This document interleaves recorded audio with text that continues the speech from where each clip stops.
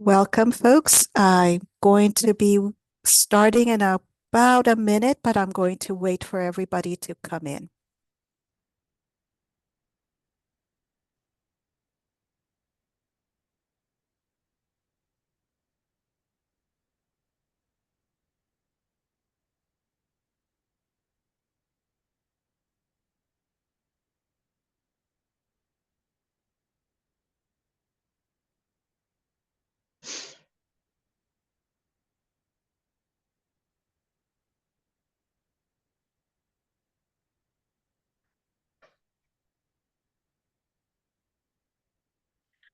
Hey, welcome, everybody.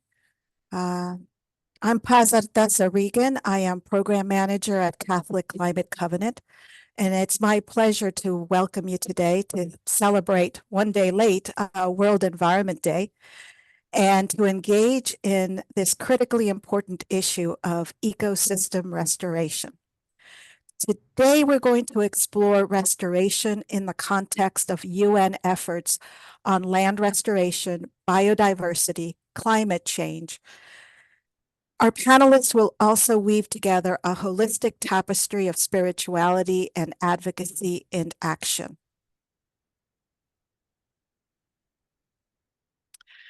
Some housekeeping as we get started. The session is being recorded, and a link to the recording will be sent to everyone that registered and who is here, of course, within the next 24 to 48 hours. Please submit your questions in the Q&A box. If you know who the question is directed to, please add that information to your question. With such a large group as we expect today, we will probably not get to all of your questions, but I will try to respond after the webinar in the follow-up email if I didn't during the meeting. The chat is available for you to chat with each other. The chat should not be used to submit your questions. Please remember to always be civil in your interactions in the chat. As we get started, I want to start always with prayer. Let us center ourselves and remember that we are in the presence of God at all times. God of all creation, your goodness and glory shine forth through everything that you have made. Through the light of faith, help us to see this world our common home, not as a resource to dominate and exploit, but as a gift to be cherished by all generations. God of all, you made the earth and saw that it was good, but we have yet to properly care for it and give you thanks for the gifts that you have given us through it. Now the earth cries out, and your people hunger and thirst. Open our eyes to see the beauty of your creation, the pain we have inflicted upon it, and move us with compassion to help heal and restore your world. Lead us to act as neighbors who do not pass by on the other side, but rather walk side by side as sisters and brothers, so that together we may care for all that you have made, and with all creation sing your praise. In 2021, in a message at the opening of the United Nations Decade on Ecosystem Restoration, an effort which aims at restoring the world's threatened ecosystems, Pope Francis stated, "We are a part of nature, not separated from it. This is what the Bible tells us. The current environmental situation calls us to act now with urgency to become ever more responsible stewards of creation and to restore the nature that we have been damaging and exploiting far too long. Ecosystem degradation is a clear outcome of economic dysfunction. Restoring the nature we have damaged means, in the first place, restoring ourselves. Otherwise, we risk destroying the very basis on which we depend." And that is the context of the webinar today. And I keep doing this. I am so sorry. Within this context, we are going to be looking at ecosystem restoration from the review of the United Nations frameworks, both an inner and outer journey. And it is my honor today to introduce to you two presenters, Amy Echeverria and Gopal Patel. Amy is the Colombian International Coordinator for Justice, Peace, and Ecology. She has been years spent building and leading Catholic and interfaith networks around the world. She's established herself as an international Catholic voice on Laudato Si and Care for Creation. Her leadership roles include the Vatican Ecology Task Force Coordinator, co-founder and inaugural board president of the Laudato Si movement, guest lecturer for the Joint Diploma on Integral Ecology of Pontifical Universities, and co-convener of the International Coalition Faiths for Biodiversity. Gopal, for over 15 years, has spearheaded international multi-faith movements for environmental action and advocacy. He believes in harnessing the enduring wisdom of faith traditions to support innovative approaches to global problems and building resilience for social change work. He's held a number of leadership positions, including co-chair of the UN Multi-Faith Advisory Council, advisor for the UN Decade on Ecosystem Restoration, and faith advisor to the World Wildlife Fund International. To learn more about Gopal, you can go to gopaldpatel.com. Amy will be presenting first, followed by Gopal. They will then have some time in conversation between them, and then we will move for questions from the audience. Amy, the floor is yours. Thank you so much, Paz. Thank you for the invitation to celebrate today with you, the World Environment Day. It's a pleasure to be here with you, with Gopal, and all of our participants around the world.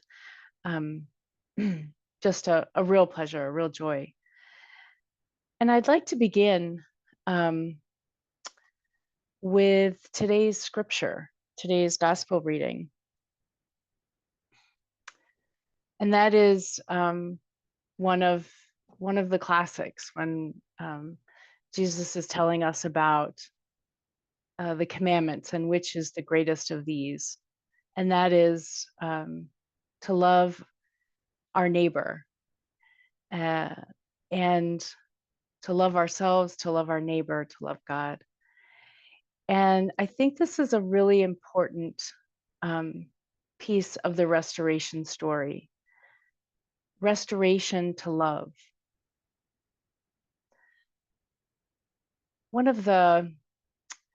I think one of the things that we're learning and restoring ourselves to as humanity is to loving all of God's creation, expanding that circle of who and how we understand our neighbor.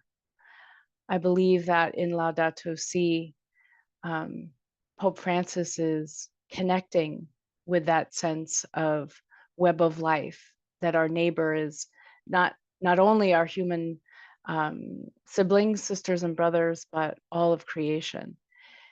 And this photo that that you're seeing now is a picture of me as a young child.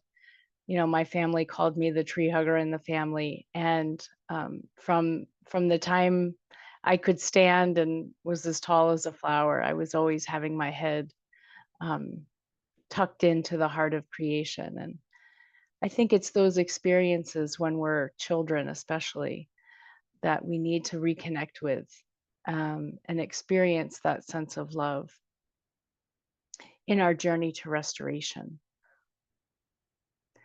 I also would like to share with you a recent experience I had actually just last week.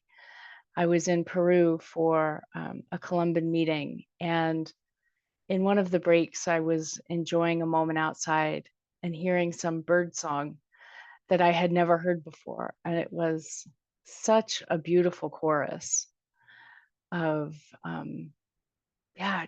just joyful singing from these birds. I couldn't see them, but I could hear them. And being so moved by their song, I decided to do a little bit of research about birds. And I learned a number of things. One of them is that not all birds are born knowing how to sing. Another curiosity for me was that birds have more than one voice box, which enables them to sing a high note and a low note at the same time. I also learned that birds have dialects. Some birds have dialects. Some birds are bi and trilingual. And as I kind of married the experience of listening to these birds and doing research about the life of birds, I was truly tapping into an experience of wonder and awe, and also concern. Because one of the things that I learned was that birds, those that aren't born with the innate ability to sing, but rather learn how to sing from their parents, many of them are being threatened because of habitat encroachment, largely by humans. And so the songs that the young birds would naturally be hearing by their parents are being drowned out. And this is impacting how birds are able to survive and thrive. If they can't learn their songs, if they can't learn how to communicate, then they become much more vulnerable. So this is just one teeny tiny experience, an example of how when we open ourselves up to the voice of creation, quite literally, and we are moved by that experience of encounter, it leads us to a desire to know more deeply that with which we've encountered, just like any relationship. The more you know someone, the more you want to know. The more you love someone, the more your love grows. And so I think, quite simply, to begin this journey of restoration that the UN has framed for us on World Environment Day, at a very deep level, we're talking about a restoration to love. Gopal, next slide, please. Another kind of source of restoration is the restoration to life, the fullness of life. I did a quick search on the root of the word restoration, which in Hebrew is hayam, or life. And so, quite literally, restoration can have all kinds of meanings, but at a very deep level, it is a return to life. And here you see a great source of inspiration for me and many, many others over the centuries, and that's Saint Hildegard of Bingen's wisdom. Here, the image that you're seeing is the cosmic tree. I often wish and hope that Saint Hildegard becomes the patroness of ecology. She has a deep sense of spirituality and connectedness to all of life. And one of the ways that she expressed that was through her illuminations that were more than drawings or illustrations, but truly divinely inspired communications from God in which she transferred in these images.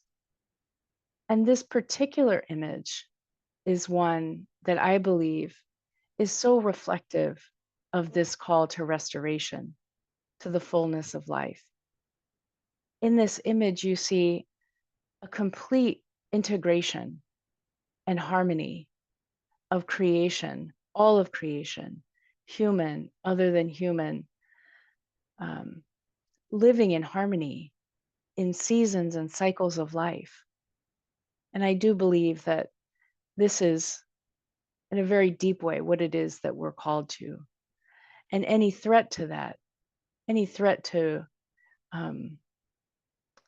to the seasons and cycles of life becomes a threat to the entire web. One of the things that Hildegard is noted for is a concept called viriditas, which doesn't have a clean translation into English, but essentially it's this greening power. It's this greening energy, life flow that is present in all of life that has been created by God. And so I think when we consider what the call to restoration, both inner and outer restoration, restoration of our hearts and restoration of the land,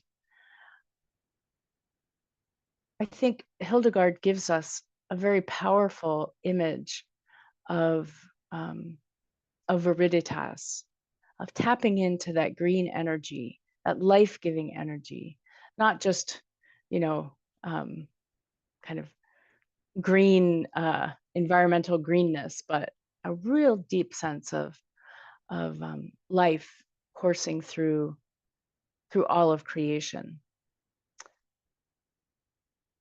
And so I'd like to move now to the third dimension of what I'd like to share.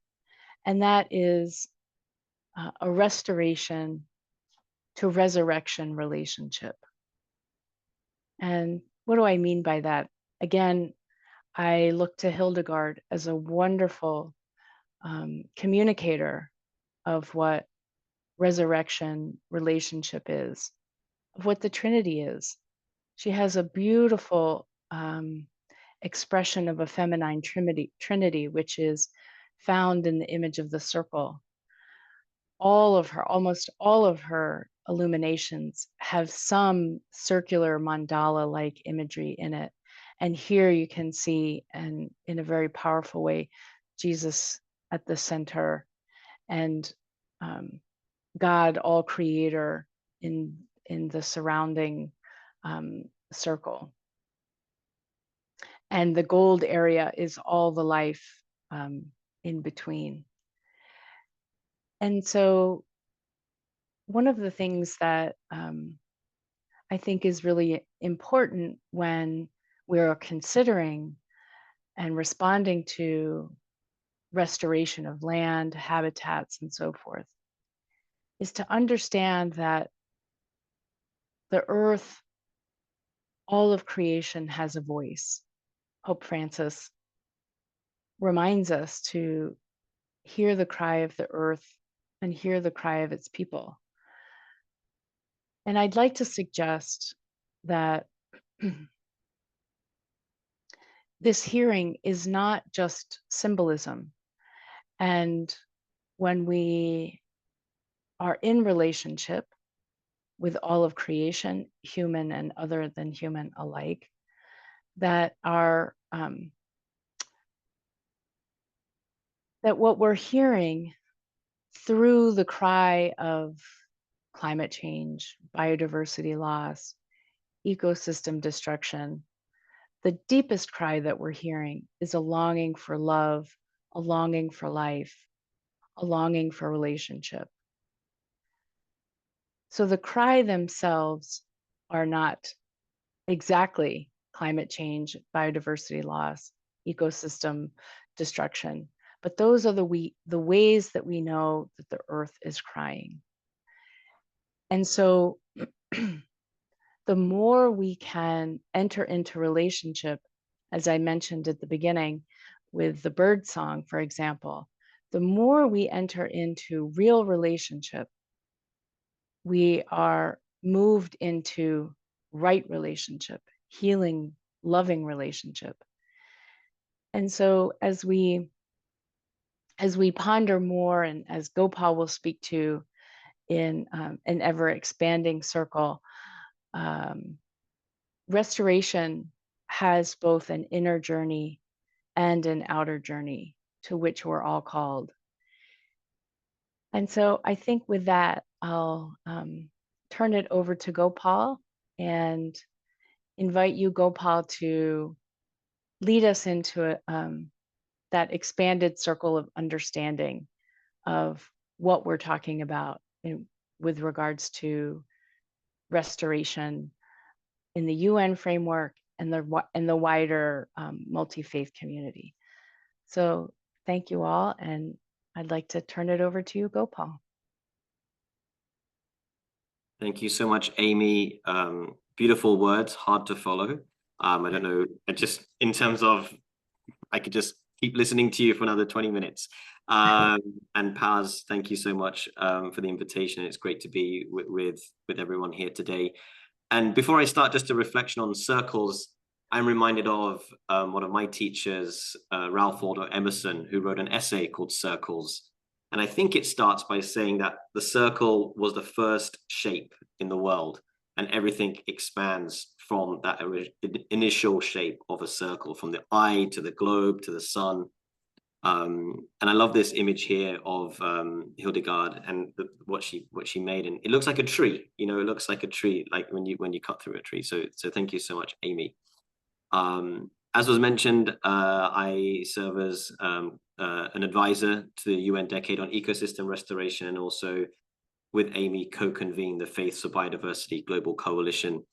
And yesterday we celebrated World Environment Day, but we won't stop. We don't stop.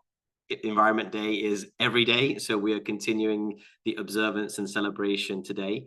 And just a bit of a recap, the World Environment Day has been celebrated every year since 1973, and it is led by the UN Environment Programme and is celebrated by millions of people all around the world. And each year there is a different host country and a different theme. And so this year the host country was the Kingdom of Saudi Arabia. And as Amy and Paz mentioned, the theme this year was around land restoration, desertification, and drought resilience.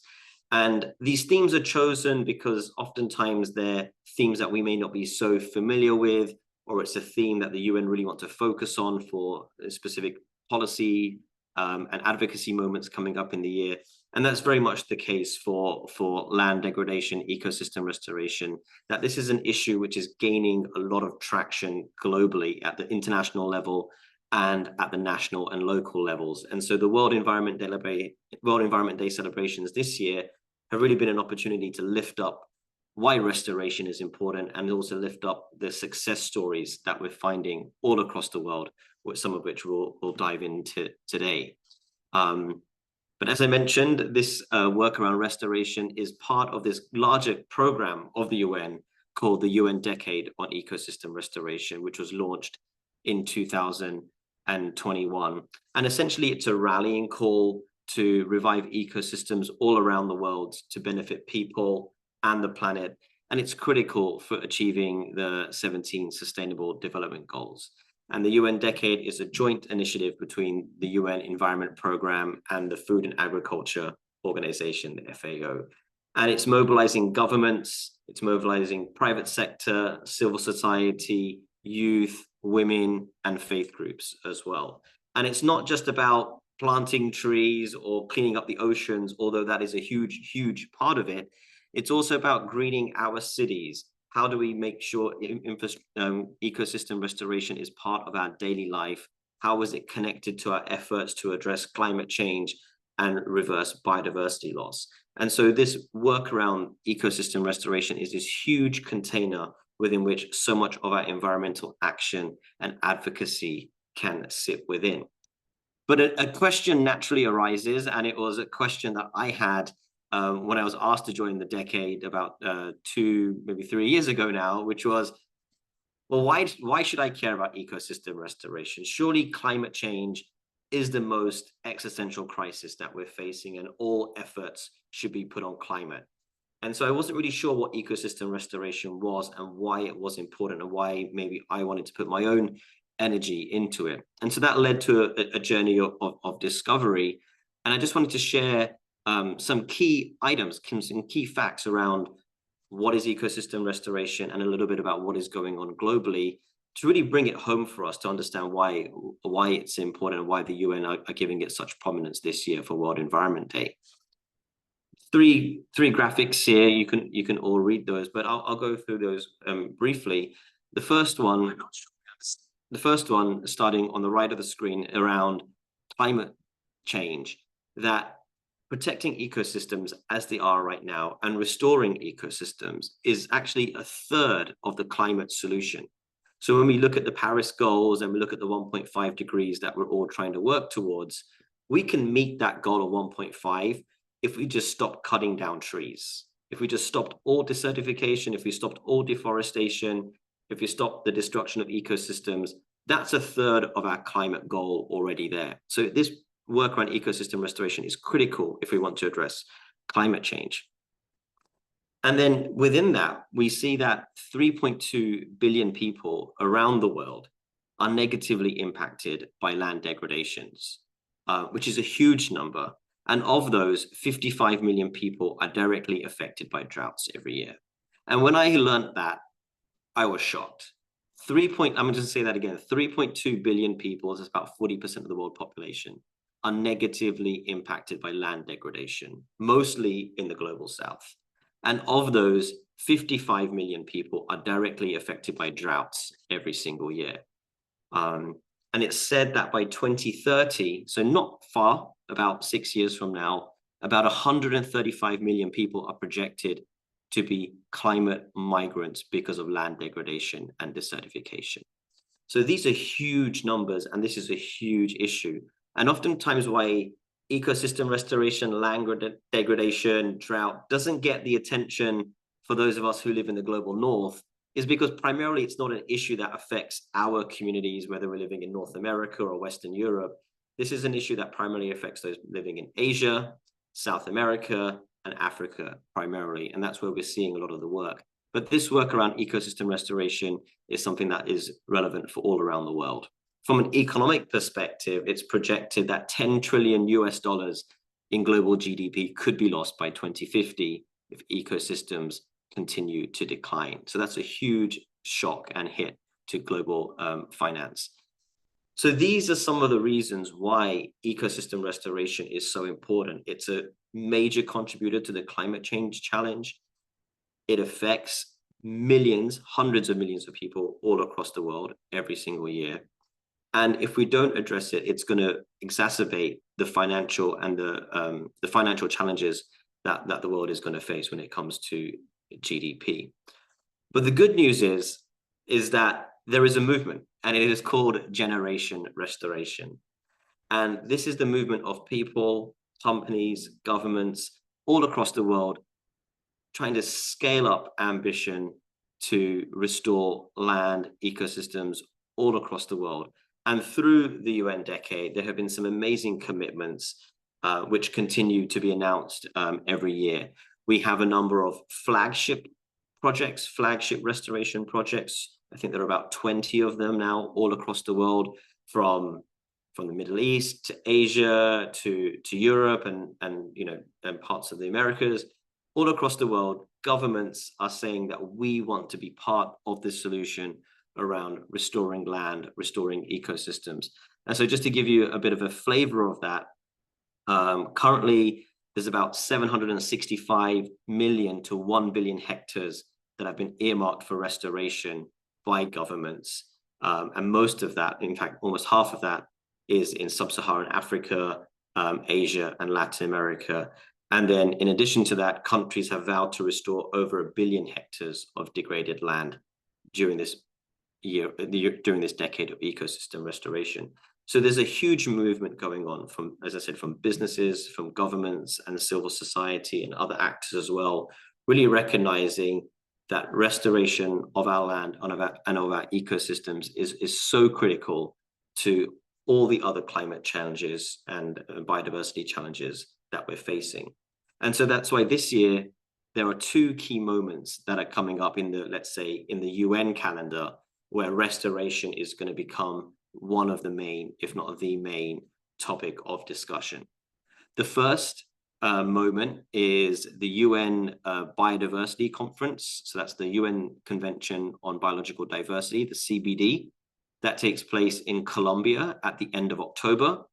And there, what will be discussed is the Global Biodiversity Framework, which was agreed a year and a half ago. And of the Global Biodiversity Framework, there are 23 targets of which the third target is to restore ecosystems, 30% of ecosystems by 2030. So in Colombia, government leaders, policymakers, other international leaders, private sector will be coming to talk about the implementation of the global biodiversity framework. And within that, the significant role and opportunity there is to scale up ambition and action around ecosystem restoration.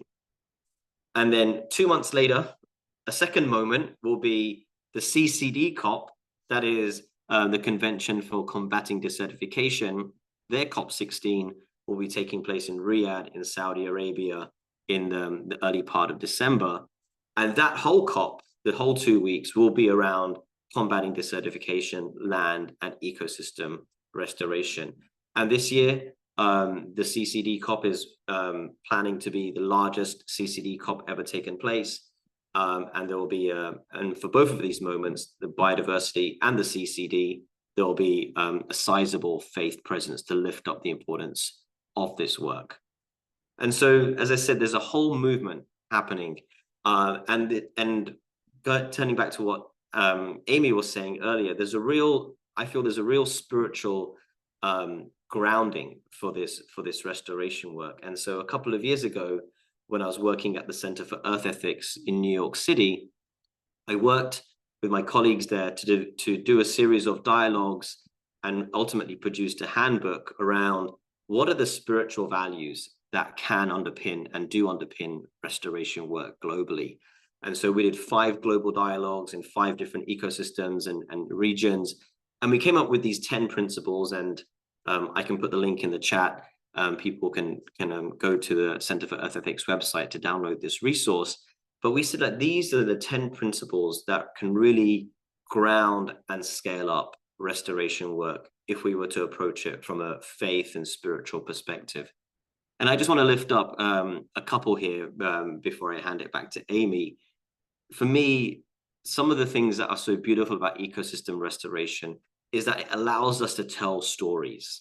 One of my frustrations with the climate movement, and I've been in the climate space for many, many years, is like the stories aren't that great. You know, it's like buy a electric car, put electric panels on your roof, you know, like, go vegetarian. But the stories that, like you were talking about, Amy, around the bird song and so on, the stories that come out of the land are coming from God directly. You know, and so those stories are so powerful, and they've been passed down for hundreds, if not thousands of years. And so these ecosystems are talking to us, and they're telling us, you know, help us. We want to work in relationship with you to be restored. And so the stories that can come out of restoring ecosystems can be immensely powerful and really shift narrative in significant ways. About relationship, again, as Amy, you were saying, so much of this work we're doing is restoring relationship, our relationship with the earth, our relationship with each other, and our relationships with ourselves.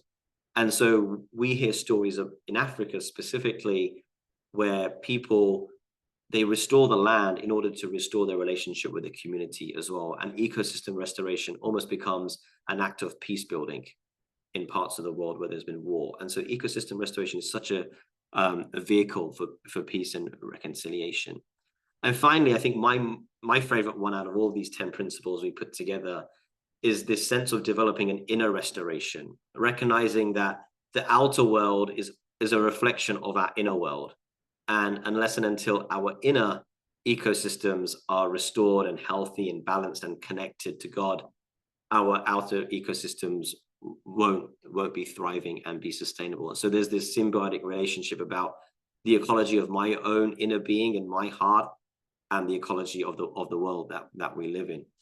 And so these are some, you know, and that's why I'm really excited about this work around ecosystem restoration, and grateful to share with everyone today and work with Amy and others, because I think it can hold all the things we hold sacred, and the urgency and the pain and the grief and the hope that we all hope for the world. And so that's why I think it's such a beautiful container for the work we're doing. So Amy, I'll throw it back to you, and I'd love to hear if you have any thoughts or questions about everything I've just shared. Thank you so much, Gopal. I'll tell you what, if you could go on listening to me, I could go on listening to you. I mean, you have such a wonderful way of holding those really, really challenging realities that you talked about at the beginning. What did you say? 3.2 billion people are impacted by land degradation. Is that right? Yeah, I 3. mean, these are UN stats. It says 3.2 billion are negatively impacted by land degradation. Yeah. And then I wonder, you know, what would those numbers look like when you add in other than human life, you know, bird migration, animal migration, you know, all, you know, habitats destroyed. Like, it's just amazing. Right. Yeah. And then, so you give us that reality, you give us that really unvarnished picture, but you also have such a beautiful way of bringing it back into, what did you say? The ecosystem of our heart. I mean, wow, that's really beautiful. So I thought maybe, Gopal, this would be a nice time for us to just have a little bit more conversation about what we shared. And I wonder if you could talk a little bit more about some of those principles. And a few come to mind in particular, like I think humility is one of them. You talked about the grief, the principles of facing our grief. And then there's also one around our practices, our rituals, right? And I think those 3 areas are something, at least within the Catholic context, that I would observe. You know, that principle of humility. I feel like that's something that we could be cultivating a bit more, at least in the Catholic tradition.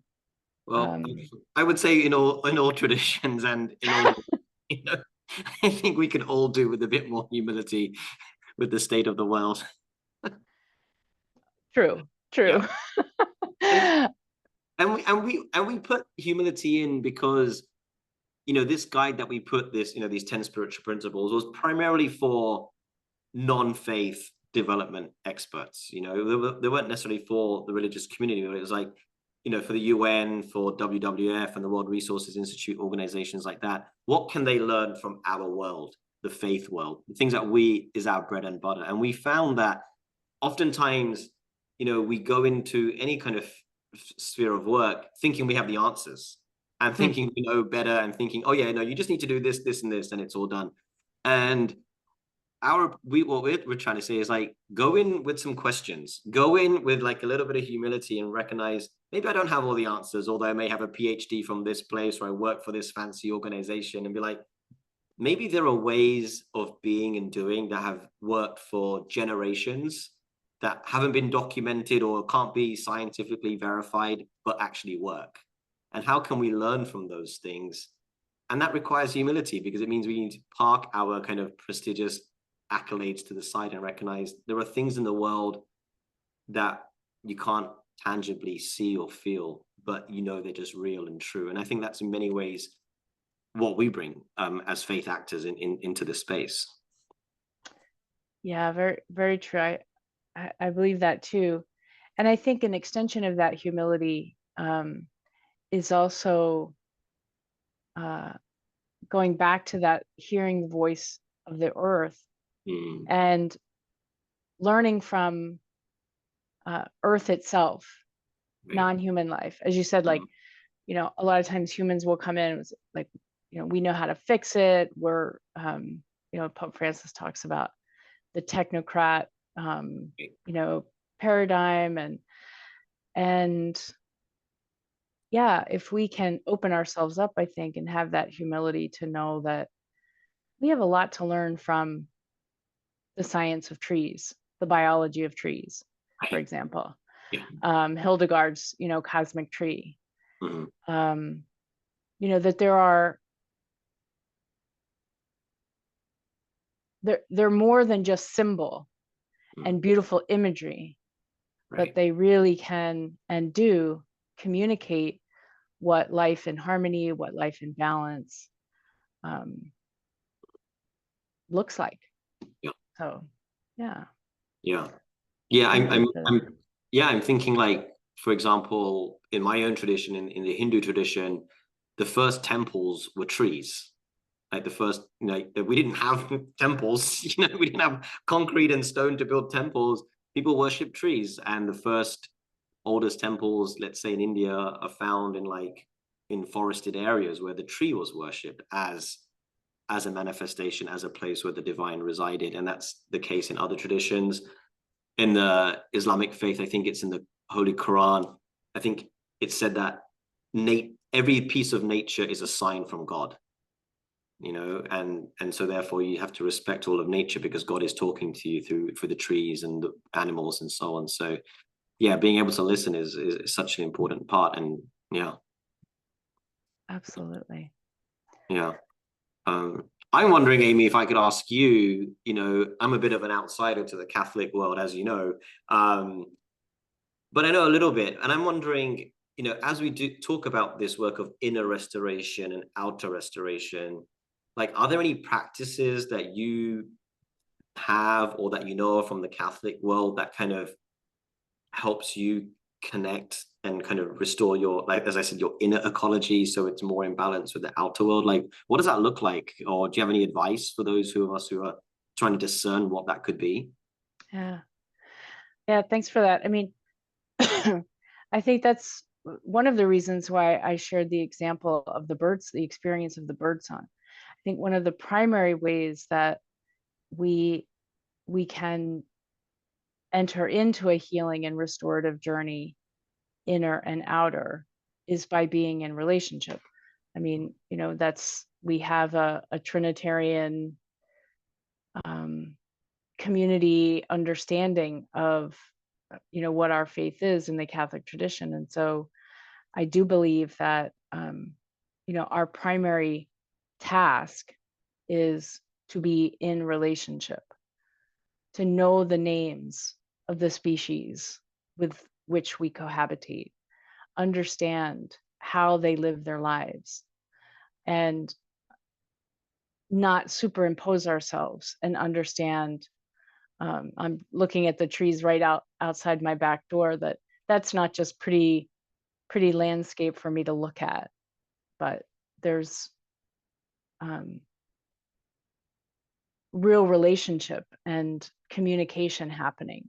So I think that's one of I think moving our celebrations outside, kind of getting beyond our temple walls. Pope Francis is always encouraging us to open the doors and go outside. And I think that's a huge practice that as people of faith, we can be moving our liturgical celebrations, our sacramental celebrations outside and in the fullness of all life. Yeah. Absolutely. Yeah. Now, one of the things that you talked about, Gopal, was engaging in the UN process and how we might be able to do that. And one thing that I thought might be helpful for people to know about, if they don't already, is the at least in the biodiversity context, which is obviously intimately connected with land restoration and all kinds of restoration, and that is the national. If your country is a signatory to the Biodiversity Convention, then in theory, every country should have its national strategic plan for biodiversity. And so that, I think, is a really good way for people to connect that local and global. Yep. You can even, I think, drill that down even to your local municipality and talk to your local leaders about, that we're a signatory to the Biodiversity Convention, and that if we are, we have a responsibility to have a strategic plan or develop one, and then that becomes a tool for advocacy and accountability. Yeah. One huge caveat to that is that the US, for those of you listening who are not in the US or who are from the US is not a signatory to the convention. And so that's a whole other area of potential advocacy. Yeah, for sure. And I see Paz is there, and I think she wants to get onto the questions a little bit. But on this point, Amy, I think, you know, because often people often ask, well, what's the point of these big UN conferences or these big UN moments? What relevancy does that have in our lived reality, day-to-day lives, and so on? And I think you just hit the nail on the head there, is that they provide an opportunity to have a conversation at a local level. So I'm going to put in the chat the link to the Global Biodiversity Framework, which was agreed a year and a half ago in Montreal. And this is a framework for the next, I think, 10 to 15 years, maybe 10 years. It has 23 targets, 4 goals, and every country in the world that's a signatory to the Convention on Biological Diversity is going to be working on its national biodiversity plans and be talking about them in Colombia.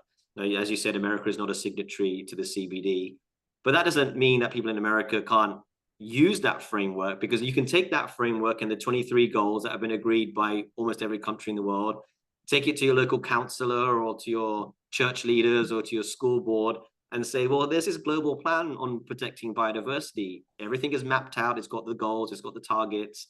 How can we implement that in our local, in our locality?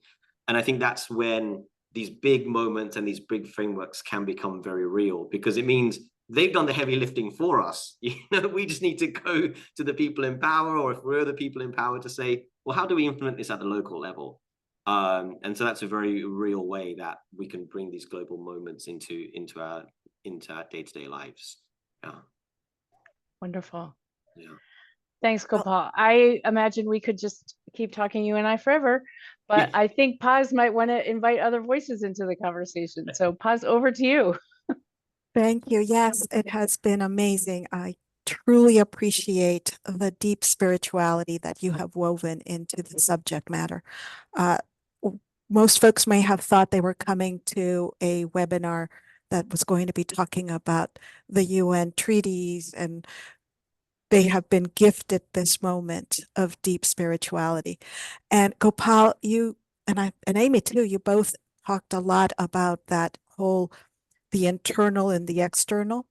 And it reminded me of Pope Benedict's, that he first said it, and then Pope Francis quotes it in Laudato Si, in which he says the external deserts can reflect internal deserts, and the way in which we treat the environment influences the way that we treat each other.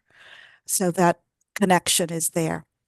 The question that came up that I wanted to bring up is, those of us in the global north, we can do land restoration in our backyards, in our communities, but how can we have an impact for what is happening to those billions of people in the global south? How does the faith community in the global north connect to that? That's a great question. And before, I know Gopal's going to have a lot of great thoughts about that. And I would like to just build on what you were saying there about the internal deserts and the external deserts, that both Pope Benedict and Francis have talked about. As someone who has lived in the desert, I know that deserts are full of life. And so it's a great example of how, of course, I understand the meaning behind what was being said, but I think it is an example of how we do need to continually learn and stretch our understanding that these are, the desert is more than a symbol of a human experience. And so, yeah, just, I think it's a good example of that learning that we continue to need to enter into. But Gopal, how about you? Do you have thoughts? Yeah, this is a really, because we all have agency and we all want to do something. And there's nothing worse than hearing about a problem and then like not knowing what to do about it. It's almost like we wish we didn't hear about the problem in the first place. And so I think for those of us in the global north, I think the way we can help with these issues around land degradation, it's actually the same as the climate solution as well, largely, which is agriculture is the biggest driver for land degradation globally. And our food systems are so broken. They are so broken. And so like we know that, the deforestation that's happening in the Amazon is primarily for cattle grazing, for the beef that, some of us may not eat, but we know that is for the global north. And so I think looking at where we're sourcing our food and the kind of the food systems that our food is coming out of, I think that is something that we can all do immediately, 3 times a day, breakfast, lunch, and dinner at least. So I think agriculture, food systems is one way that we can not contribute to the problem.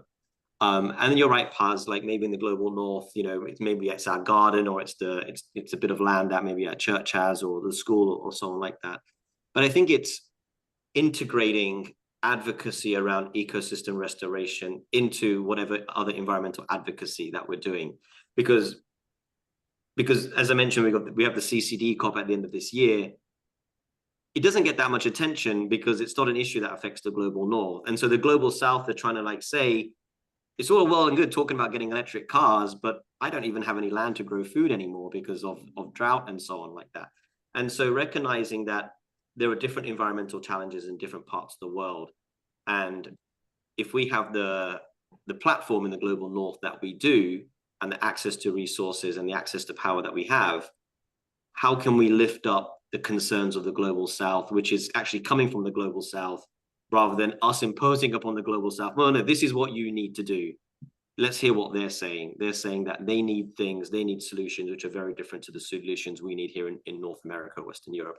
So I think those are starting points for things we can do, both practically and in terms of advocacy as well.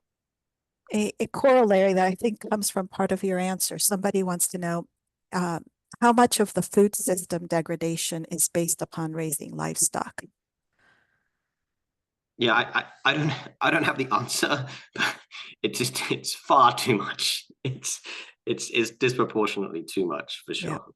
Yeah. One question that I have from what you were discussing, when I think in the U.S. context of degraded lands, they tend to be in areas that are indigenous lands. In the Americas, you can probably say it as that. Low income and people of color in general. That's where you'll find. And one thing that it connected to me with what you had said, Amy, about hearing the songs of the birds. In my context, I have always wondered, what are the songs that we sing as humans as well? I love that analogy with the birds, but I think that also looking at what are humans in our relationships singing? What are they saying? What are they telling us? The canary in the mine kind of idea, because they usually will be the indigenous, the people of color, BIPOC communities that are singing and saying something's wrong here. So my question is, how do we connect as faith communities with those communities? How do we hear those songs? How do we bring those voices to our churches and our temples so that they can sing them there? Thanks for that, Paz. I wish I could remember the proper name, but I know there's a wonderful group. It used to be called Nuns and Nuns. Nuns, yes. Nuns and Nuns, the land restoration. Yeah. And they do an amazing work with indigenous communities of color. I think one of the things that, in the Catholic Church, we have so much land, we have so much property. And in many ways, the land, well, we know that the land has been taken over the course of centuries. And so I think one of the real ways that we as a community can hold ourselves accountable is to look at how we use our land, and whenever possible, restore that land to the original custodians, and support communities of color in their call for restoration of land. And yeah, I think that we can, there's a great deal of physical space that the church holds that can be used in a much different way and returned in an act of justice. Definitely. There was a question about examples of the flagship projects that you spoke about. A lot of folks have been asking for examples of restoration. So perhaps one or two examples might be good for folks. Yeah, sure. I answered that in the chat, and I think the best thing for me to do, because we are close to time, is I'll just put the link for the UN Decade in the chat, and there all the flagships are listed. Most of them are not faith-based. One is faith-based, the one coming out of India. Later this year, along with Amy and some others, we are going to be putting out a report on what faith groups are doing around ecosystem restoration globally. So keep a lookout for that, because there's a lot of great work happening. But in terms of the UN Decade flagships, you can go to their website and you can see which projects they're lifting up there. Excellent. A lot of people in the chat, when you were talking about how the Catholic community, the Catholic faith can connect to this issue, and they were talking about the Catholic idea of retreat, that we have that built in, that we have a monastic tradition, which very much is to go back to nature and live in nature. And in the Christian tradition, not just Catholic, we do have that tradition of whenever we want to go and pray, we follow Jesus's example of, and here it's funny, we go into the desert to pray. Going back to Amy's, that the desert is not necessarily this horrible, terrible place for communities that depend on that land, but the desert in itself could be a place where we find connection as well. As a child, I found it traveling from Lima to Santiago by car. My parents would let me sit in the back. On the night skies in the Atacama Desert are the most, if anybody cannot find spirituality, they've never been to the Atacama Desert, because there you are, like, God is right there. So I know what it is to live in the desert as well, Amy. I know that we could keep talking about this forever, but I want to thank you all both for being here today. Let me share the screen one more time, because I want to make sure that folks see this. We are at the end of our hour, but if you want more information, you can write to us and I will connect you with Gopal, with Amy. If you want more information about the work that the Covenant does or that Amy and Gopal do, I can also provide that. In the next 48 hours, we will send you the recording of this webinar. Gopal and Amy, thank you so much for being with us today. I think this has been a very enriching and very spiritually grounding type of conversation. Yes, people are saying thank you and blessings. So blessings to everybody, especially you, Gopal and Amy. Thank you. Thank you, everyone, for being here with us today. Thank you, Take care. Paz. Bye-bye. Thanks, everyone.